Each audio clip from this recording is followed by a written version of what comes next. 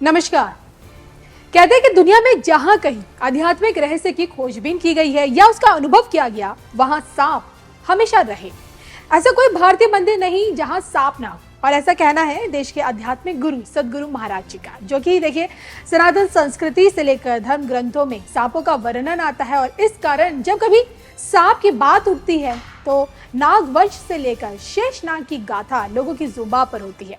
फिलहाल तो देखिए सांप शब्द से देश की राजनीति पूरी तरह से गरमाई हुई है। कर्नाटक के चुनाव प्रचार में कांग्रेस राष्ट्रीय अध्यक्ष मल्लिकार्जुन खड़गे को पीएम मोदी को सांप बोलना इतना भारी पड़ा कि यूपी के मुख्यमंत्री योगी आदित्यनाथ खुद को भविष्यवाणी करने से रोक नहीं पाए। इन दिनों कर्नाटक की 224 सीटों को लेकर राजनीतिक दलों की आर पार की लड़ाई जारी है। और जो कि देखिए एक हफ्ते बाद यानी कि 10 मई को कर्नाटक में चुनाव है, 13 मई को रिजल्ट है। इस कारण कांग्रेसियों की डिक्शनरी में जैसे ही सांप शब्द की एंट्री हुई, प्रदेश की सियासत में भूचाल आ गया। जहां खड़गे ने पीएम मोदी को जहरीला सांप बताया, तो वहीं पीएम मोदी ने भी मुंह तोड़ जवाब दिया। मत ನೀವೇನಾದರೂ ತಪ್ಪು ತಿಳ್ಕೊಂಡ್ರಿ, ಮೋದಿ ಅಂದ್ರೆ ಈ ವಿಷದ ಹಾವಿದ್ದಂಗೆ. ನೀವಂದ್ರೆ ಇದು ವಿಷ ಅದ ಇಲ್ಲ ನೋಡೋಣ, ಸ್ವಲ್ಪ ನೆಕ್ ನೋಡೋಣ ನೆಕ್ಕಕ್ಕೆ ಹೋಗಿರಿ, ನೆಕ್ಕರು ಸತ್ತ.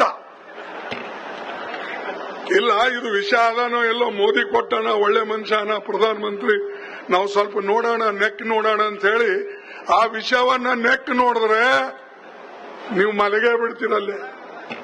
चुनाव में कांग्रेस का सबसे बड़ा मुद्दा सांप है। सांप के जहर का है। मेरी तुलना ये लोग सांप से कर रहे हैं और जनता से वोट मांग रहे हैं। लेकिन भाइयों बहनों, सांप तो भगवान शंकर के गले की शोभा है। और मेरे लिए देश की जनता ईश्वर का रूप है, शिव का ही स्वरूप है। इसलिए ईश्वर रूपी जनता के गले का सांप होना भी मुझे स्वीकार है। और देखिए इन सब के बीच अब जाकर यूपी के मुख्यमंत्री योगी आदित्यनाथ की एंट्री हुई है। गौर करने वाली बात ये कि संत से मुख्यमंत्री बने भगवाधारी योगी जो कुछ भी कहते हैं वो पत्थर की गाड़ बन जाती है। योगी की कई बातें, उनके द्वारा की गई भविष्यवाणी को सच होता हुआ पूरी दुनिया ने देखा है। भरे सदन में डंके की चोट पर आपको याद होगा कि योगी जी ने गुंडे माफियाओं को मिट्टी में मिला देने की बात कही थी। और देखते ही देखते माफिया अतीक अहमद के अंत के साथ योगी की यही भविष्यवाणी सत्य हुई। और अब जब कांग्रेसियों की तरफ से पीएम मोदी को जहरीला सांप बोला गया, तो उस पर भगवाधारी से एनकाउंटर बाबा बन गए योगी ने क्या भविष्यवाणी की, आप भी देखिए। आपने देखा अभी 3 दिन पहले प्रधानमंत्री मोदी जी के खिलाफ किस प्रकार के अपमानजनक टिप्पणी कर रहे हैं। क्या इस उम्र में खड़गे जी को ये सब शोभा देता है? क्या ये शोभा देता है? ये दिखाता है कि कांग्रेस हार रही है और उनके पुत्र की जमानत जब्त हो रही है। ये दिखाता है कि जैसे खड़गे जी को 1,25,000 वोट से बीजेपी के कैंडिडेट ने लोकसभा इलेक्शन में, जनरल इलेक्शन में हराया था, ऐसे ही यहां से बीजेपी का प्रत्याशी श्री मणिकांत राठौर भारी बहुमत से उनके पुत्र को भी परास्त करने वाले हैं। भाइयों बहनों, प्रधानमंत्री का अपमान राष्ट्र का अपमान होता है।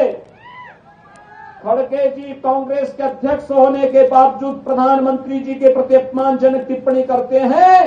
ये भारत का अपमान करते हैं, भारत की 140 करोड़ जनता का अपमान करते हैं। और इसलिए भारत का अपमान करने वाले किसी व्यक्ति को हमें स्वीकार नहीं करना चाहिए। तो कहते हैं कि 9 नाथ 84 सिद्धियों की ताकत का ही नतीजा है जो आज योगी आदित्यनाथ इस मुकाम पर है। लोकप्रियता का ग्राफ ऐसा है कि पड़ोसी मुल्क पाकिस्तान में योगी जैसा नेता ढूंढा जा रहा है। राजनीति के पीछ पर देखिए अब तक योगी का प्रदर्शन लाजवाब रहा है। तो चाहे देखिए प्रदेश में बैक टू बैक बहुमत की सरकार बनाने की बात हो, यूपी से बदमाशों का सफाया करना हो, चहुं दिशाओं में धर्म ध्वजा को आगे बढ़ाना हो, ऐसे बहुत सी चीजें हैं जिन्होंने योगी को आज देश का नंबर 1 मुख्यमंत्री के तौर पर स्थापित किया है।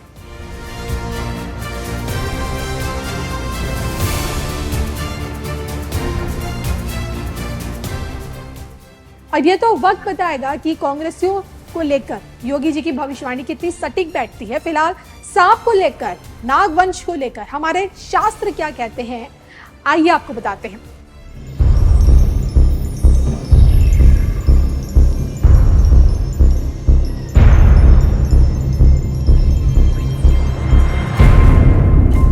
अतीत में झांकेंगे तो ये पाएंगे कि नागों ने इस राष्ट्र की संस्कृति और दूसरी कई संस्कृतियों को संवारने का काम किया। इतिहास गवाह है कि बोडिया में अंगोरकोर के महान मंदिर नागाओं की संतान ने ही बनाए।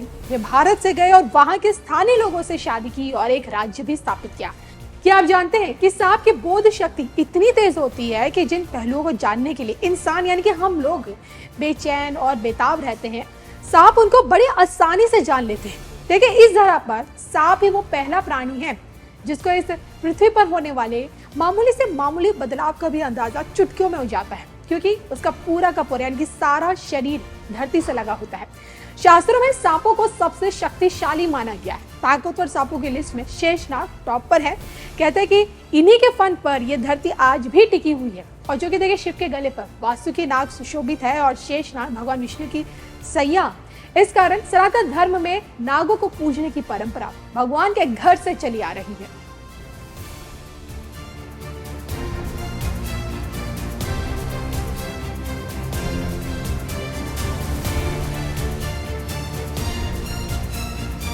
लेकिन मैं जानता हूं, संतों और संस्कारों की धरती कर्नाटका के लोग कांग्रेस के इस गाली गलौज का चोट धरा जवाब वोट के माध्यम से देकर के उनके इन सारे मंसूबों को चूर चूर कर देंगे।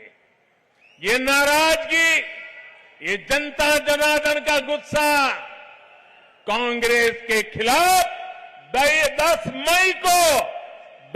मई को पोलिंग बूथ पर बढ़ चढ़ करके निकलने वाला है।